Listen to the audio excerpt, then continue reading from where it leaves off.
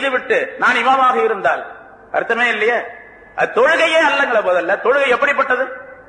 எல்லாவற்றை விட உயர்ந்தது. உலகத்தில் இருக்கக்கூடிய எத்தனை வேலைகள், எத்தனை ஆயிரக்கணக்கான வேலைகள் இருக்கின்றனவோ, தொழில்கள் இருக்கின்றனவோ, அவை அனைத்திலும் மிகச் சிறந்தது தொழுகை.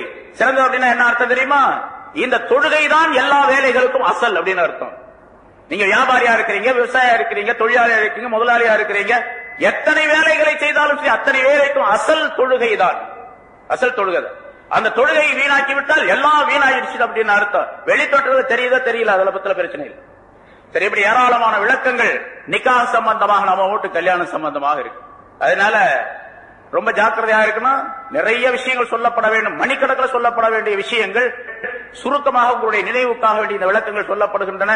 குறிப்பாக இமாம்களாக இருக்கக்கூடியவர்கள் நிக்காஹுக்கு செல்லக்கூடிய நேரத்திலே ஹராம் ஹலால் பேண வேண்டும். அங்கே ஹராம் நடந்தால் கண்டிப்பாக போகக்கூடாது. அது என்ன வந்தாலும் சரி, தலையா போயிட போகுது, தலையா போயிட போகுது. அல்லது நான் எனக்கு கொடுக்க சாப்பாட்டை அவர் நிறுத்திட போறாரா? எனக்கு கொடுத்த சம்பளம் எடுத்துட்டு போறார். சம்பளம் கொடுக்கறதும் சாப்பாடு கொடுக்கறதும் அல்லாஹ்வுடைய வேலை. இவங்களை காரணமாக அல்லாஹ்தாலா வச்சிருக்கிறான். எல்லா நிர்வாகிகளும் இருக்கிறாங்க. என்னுடைய நிர்வாகிகள் ரொம்ப அற்புதமான நிர்வாகிகள் இங்க இருக்கக்கூடியவர்கள், நான் பாராட்டி சொல்லுவேன். ஆனா அத முன்னால சொல்றது நல்லதல்ல. அப்படிப்பட்ட நிர்வாகிகள் இருக்கக்கூடிய இந்த இடத்துல நான் சொல்லிக் கொள்ளுகின்றேன். எல்லாம் இங்க டி நகர் நிர்வாகிகள் இருக்கிறாங்க, எல்லாருக்கும் தான், எல்லாருக்கும் சொல்லிக் கொள்ளுகின்றேன். உங்களுடைய இமாம்களை நீங்கள் போக சொல்லாதீர்கள். வீடியோ போட்டோ எடுத்து அந்த கல்யாணத்துக்கு வர மாட்டோம் போர்டு பெருசா எழுதி போடுங்க. எத்தனை பேர் தொப்பி போடலன்னா வரல, தொப்பி போடாம வரக்கூடாது எழுதி போடுறீங்க. ஹராமான காரியத்தை செஞ்சா ஏன் வரக்கூடாது? நீங்க அனுப்ப மாட்டேன்னு சொல்லக்கூடாது. தொப்பி போடாம தொழுவது ஹராம் அல்ல, மக்ரூஹ். வேணும்னே தொழுதுனா போட்டா அது வேற, அது வேற குஃப்ர். அது வேணும்னே தொப்பியே போட மாட்டேன் அப்படின்னு ஒருத்தன் சொல்லி வம்பா வந்துதுங்கிறான். அதனாலதான் அந்த குஃப்ர் ஏற்படக்கூடாது, மக்ரூஹ் ஏற்படக்கூடாது என்பதற்காக தான் நம்ம போராடுறோம். அது தொப்பி போடாம ஒருத்தன் கூட வரக்கூடாது அப்படின்னு சொல்லிட்டு இங்க சரி, ஹராமான காரியத்தை செய்வதற்காக உங்களுடைய இமாமை நீங்கள் அனுப்புகின்றீர்கள் சொன்னா என்ன அர்த்தம்? அதுக்கு எல்லாரும் ரொம்ப ஜாக்கிரதையாக இருக்க வேண்டும்.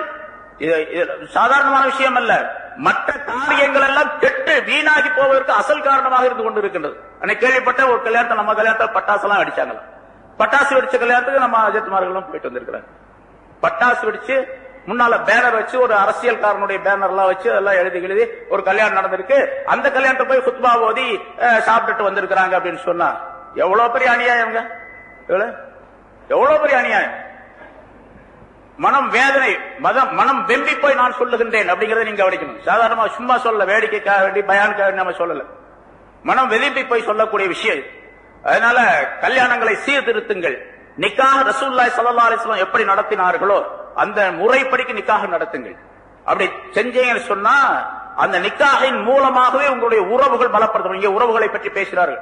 உறவு பலப்படுத்தப்படுவதற்கு நிக்காஹ் அசல் காரணம். நிக்காஹின் மூலமாக ஒரு உறவு இரண்டு உறவுகளாக மாறுகின்றன. நிக்காஹின் மூலமாக ஒரு உறவு நம்முடைய நசபு, அதாவது வமிசா வழியின் மூலமாக தொடர்புடைய ஒரு உறவு முறை, அண்ணன் தம்பி தந்தை தாய் மாமா மச்சான் அப்படிங்கிற உறவு முறை. இன்னொரு உறவு முறை இருக்கின்றது, ஷஹர் என்பதாக குர்ஆன் மூலமாக அல்லாஹ் தஆலா சொல்லு நசபம் வஸ்ஸிஹ்ரா என்பதாக குறிப்பிடுகின்றான். நசபு மூலமாக உங்களுடைய வம்சா வழியின் தொடரிலே ஒரு வகையான உறவு உங்களுக்கு உண்டு. அதே மாதிரி நீங்க திருமணம் செய்து கொண்டால் அந்த பெண்ணின் மூலமாக உங்களுக்கு ஏற்படக்கூடிய ஒரு உறவு முறை உண்டு. அதுக்கு முன்னால் அந்த உறவு முறை எல்லாம் உங்களுக்கு கிடையாது. இந்த பெண்ணின் மூலமா என்னுடைய வீட்டுக்கு என்னுடைய மருமகள், என்னுடைய மகனுக்கு திருமணம் செய்து என்னுடைய மருமகள் வந்தார் என்று சொன்னால் அந்த மருமகளின் காரணமாக ஒரு தொடர்பு ஏற்படுகின்றது. மருமகளுடைய தந்தை, அவருடைய சகோதரர், அவருடைய தாய், அவருடைய கூட்டம், குடும்பத்தில் இந்த உறவு முறை, எல்லா உறவு முறையும் ஒன்றாக இருக்க வேண்டும், அற்புதமாக வாழ வேண்டும் என்பதற்காக அல்லாஹ் தஆலா சொல்லித் தரக்கூடிய அற்புதமான விஷயம் அது. ஆகவே அந்த உறவு முறைகள் எல்லாம் சீர் செய்யப்படுவதற்கு காரணமாக நிக்காஹ் அமைந்திருக்கின்றது. அந்த நிக்காஹை சரியாக்கினால் உறவு முறைகள் சீராகும். உறவு முறைகள் சீராக்கினால் இங்க அதற்கு மன்சூர் சொன்னது போல உங்களுக்கு கொடுக்கப்படக்கூடிய எல்லா விஷயங்களும் நிரப்பமாக கொடுக்கப்பட வேண்டும் என்று நீங்கள் விரும்பினால், உங்களுடைய வயசுல பரக்கத்து வேண்டும், அதிகப்படுத்தப்பட வேண்டும் என்று நீங்கள் விரும்பினால் உறவு முறைகளை சேர்ந்து வாழ்ந்து கொள்ளுங்கள் என்று சொன்னால் அதற்கு அடிப்படையான காரணம் நிக்காஹில் இருக்கின்றது என்பதை நாம் புரிந்து வாழ வேண்டும்.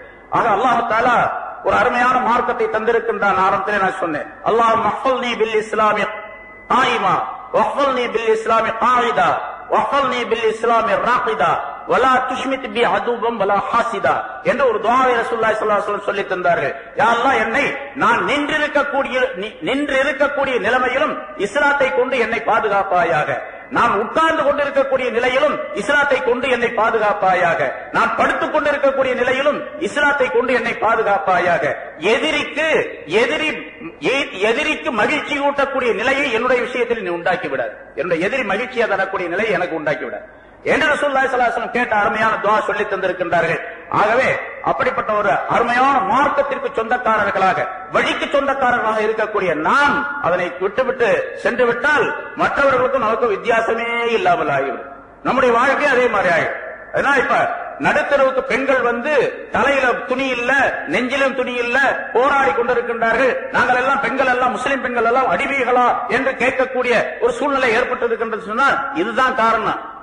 ஏன்னு கேட்டா, ஒரு வெள்ளம் இருக்குது, வெள்ளம் சக்கரை அது வீட்டுக்குள்ள வச்சிருக்கோம், வெளியே மழை பெய்யுது, 2-3 நாளைக்கு தொடர்ந்து மழை பெய்ஞ்சா உள்ள இருக்கக்கூடிய வெள்ளம் அந்த சக்கரை எல்லாம் இலகி போயிடுது. இங்க பாக்குறோம், இங்க ஒண்ணுமே நடக்கல, இங்க அந்த மழை இங்க வரல, வெளியே தான் மழை பெய்யுது.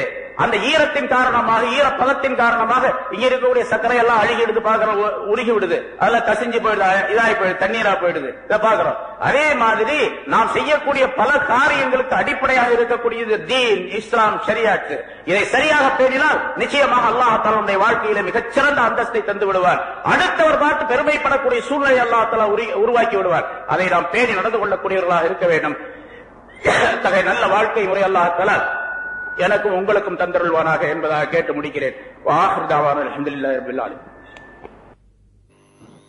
அஸ்ஸலாமு அலைக்கும் வரஹ்மத்துல்லாஹி வபரகாத்துஹு. வெளிவந்து விட்டதே சயீதா பதிப்பகத்தாரின் ஷரியத் பார்வையில் கணவன் மனைவி, சூரத்து நிசாவின் 34வது ஆயத்திற்கு விரிவுரை வழங்குகின்றார்கள் மௌலானா மௌலவி அல்ஹாஜ் கே.ஏ. நிசாமுத்தீன் மன்பை அவர்கள். இதில் அறிவில் ஆற்றலில் சிறந்தவர் ஆண்களே, ஹதீஸ் விளக்கம், பெண்கள் மஸ்ஜிதுக்கு செல்லலாமா,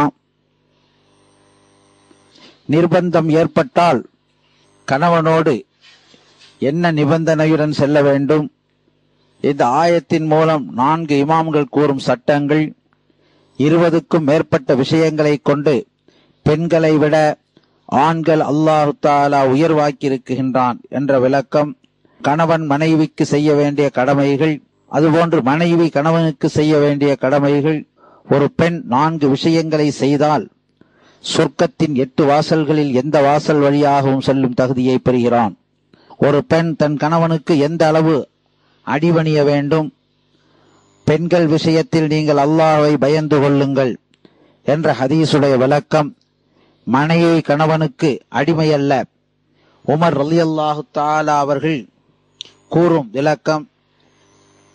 இது போன்ற கணவன் மனைவிக்கிடையே உள்ள எண்ணற்ற பிரச்சனைகளுக்கு விளக்கம் கொடுக்குகின்றார்கள். பெண்கள் விஷயத்தில் அல்லாஹ்வை அஞ்சிக் கொள்ளுங்கள் என்ற ஹதீஸின் விளக்கமாக விளக்கத்தின் ஒரு பகுதியை இப்பொழுது கேட்கலாம். கூடுமான வரைக்கும் தன்னுடைய மனைவிமாரிடத்துல நல்லவர் என்ற பெயர் எடுப்பதற்காக முயற்சிக்க வேண்டும். நல்லவர்னு சொல்லணும். இப்படி சொல்லுவாங்களா யாராவது? மனைவிமார்கள் நல்லவர்னு சொல்லணும் கணவன்மார்களை. அப்படி சொல்றதுதான் ரொம்ப கஷ்டம். ரொம்ப கஷ்டப்பட்டு தான் வேலை செய்யணும். அதனால ரசூலுல்லாஹி ஸல்லல்லாஹு அலைஹி வஸல்லம் சொல்லும்போது தங்களை குறிப்பிட்டு சொல்லி காட்டுகின்றார்கள். கைருக்கும் லிஅஹ்லிஹி, உங்களின் நல்லவர், சிறந்தவர் உங்களுடைய மனைவிமாருக்கு நல்லவர் தான். உங்களுடைய மனைவிக்கு நல்லவர் என்று நீங்கள் இருந்தால் நீங்கள் நல்லவர் என்பதாக அல்லாஹ்விடத்தில் நீங்கள் கருதப்படுவீர்கள், ஆக்கப்படுவீர்கள் என்று சொல்லிவிட்டு ரசூலுல்லாஹி ஸல்லல்லாஹு அலைஹி வஸல்லம் சொல்றாங்க. அப்படி மட்டும் சொல்லியிருந்தாங்கன்னு வச்சுங்க, அதே அந்த வாசகத்தோட அப்படி நிறுத்தி இருந்தாங்கன்னு சொன்னா மனைவிக்கு யாருங்க நல்லவரா இருக்க முடியும்? எந்த மனைவி கேட்டாலும் சரியில்லைன்னு, என் கணவரா உன் கணவராதும் பரவாயில்லை, அங்க வேற நடக்கும், அது வேற. இவங்க சொல்லுவாங்க உன் கணவராதும் பரவாயில்ல, உங்க வீட்லயாவது என்னுடைய வீட்டுக்காரர் பாத்தீங்கன்னா இப்படி இருக்காரு அப்படி இருக்காரு அப்படின்னு குறைகள் தான் சொல்லுவாங்க. ஆனா ரசூலுல்லாஹி ஸல்லல்லாஹு அலைஹி வஸல்லம் சொல்றாங்க, இந்த மாதிரி குறைகள் எல்லாம் எனக்கு கிடையாது. ஆனா கைருல் லிஅஹ்லி, நான் என்னுடைய குடும்பத்தாருக்கு நல்லவன். நீங்கள் எல்லாம் நல்லவர்களாக இருந்து கொள்ளுங்கள், உங்களுடைய மனைவிமார்களுக்கு நடந்து கொள்ளுங்கள், நான் என்னுடைய மனைவிக்கு நல்லவன். நீங்க எந்த மனைவி வேணா, ஸல்லல்லாஹு அலைஹி வஸல்லம் அவர்களுக்கு 11 மனைவியர்கள் இருந்தார்கள். எந்த மனைவி இடத்துல போய் கேட்டாலும் ரசூலுல்லாஹி ஸல்லல்லாஹு அலைஹி வஸல்லம் நல்லவன் தான் சொல்லுவாங்க. கெட்டவன் யாராவது சொல்லியிருக்காங்க? அது எந்த மனிதராவது சொல்லியிருக்காரா? எந்த மனிதரும் சொல்லல. ஏன்னா மனைவிமாரை பற்றி ஏன் ஸல்லல்லாஹு அலைஹி வஸல்லம் சொல்றாங்க கேட்டா, அவங்க தான் 24 மணி நேரமும் நெருக்கமாக இருந்தவர்கள்.